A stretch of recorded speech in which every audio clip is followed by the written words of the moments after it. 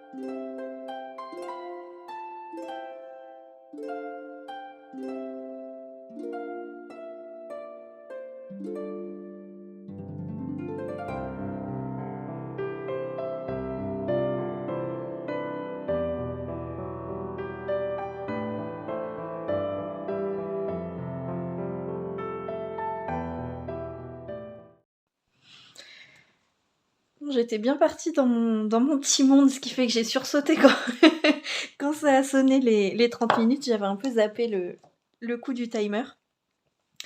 Alors, j'ai eu le temps de faire, les 3 cartes, juste de rajouter des petits sentiments et de les mettre sous plastique. Là, j'ai pu découper tout ce que j'avais dans ce qui me restait dans ce papier, donc ça c'est super. Un petit washi qui va très bien avec la collection, donc je vais le laisser avec pour pouvoir continuer. Ici, je rajouterai peut-être des choses après, mais je pense que c'est déjà pas mal comme ça. Et la première double page.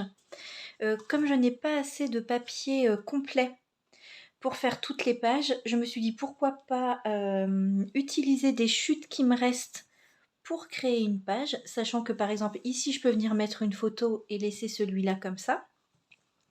Donc pour ceux qui voulaient faire uniquement 30 minutes de scrap, c'est bon, vous avez fait votre défi. Pour ma part, je vais continuer encore un tout petit peu parce que les pages suivantes, je vais les faire très simples. Je veux juste coller des papiers, pouvoir mettre des photos. Peut-être rajouter certaines petites bandes de papier, faire des petites pochettes, je vais voir. En tout cas, si ça vous tente de continuer, bah, je vous laisse continuer avec moi encore pour un petit moment, le temps que je finisse. Et je vous retrouve de nouveau donc en fin de mini-album pour faire une petite conclusion avec vous. Voilà, je vous relaisse encore avec un petit peu de musique et je continue mon mini-album.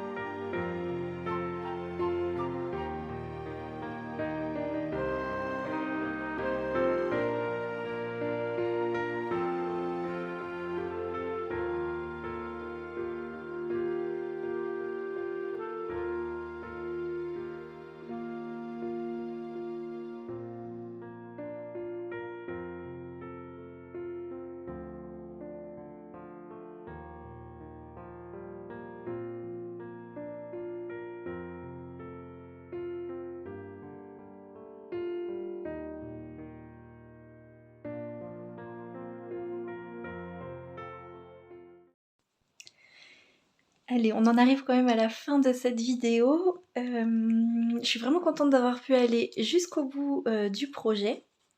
Donc, je vous le remontre rapidement. Donc là, si vous avez suivi donc, le début de la vidéo, dans le packaging du bloc de papier, j'ai découpé des tags et en fait je n'avais pas fait attention, mais c'était déjà très joli de ce côté-là. Donc du coup, j'ai pas recouvert de papier, j'ai juste recouvert de l'autre côté, rajouté un petit ruban.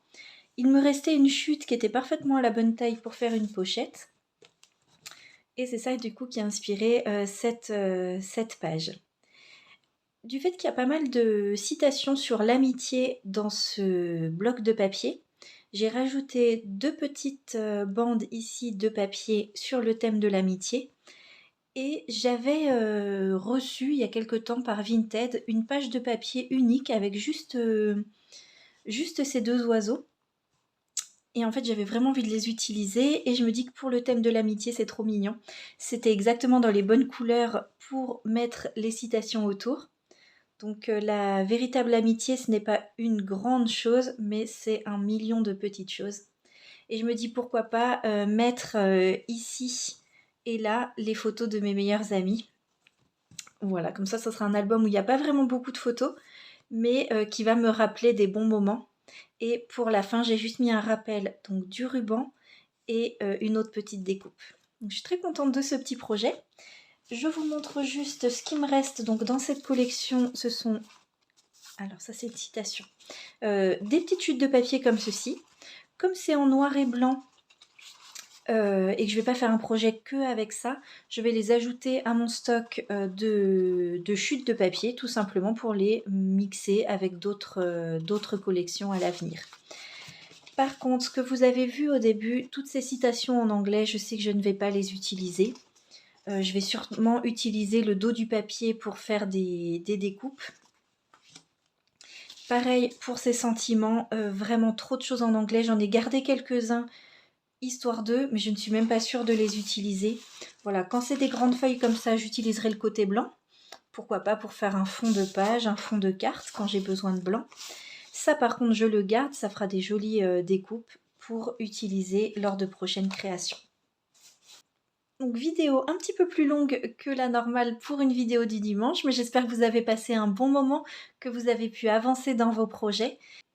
Je vous souhaite une belle soirée, je vous dis à très bientôt dans une prochaine vidéo.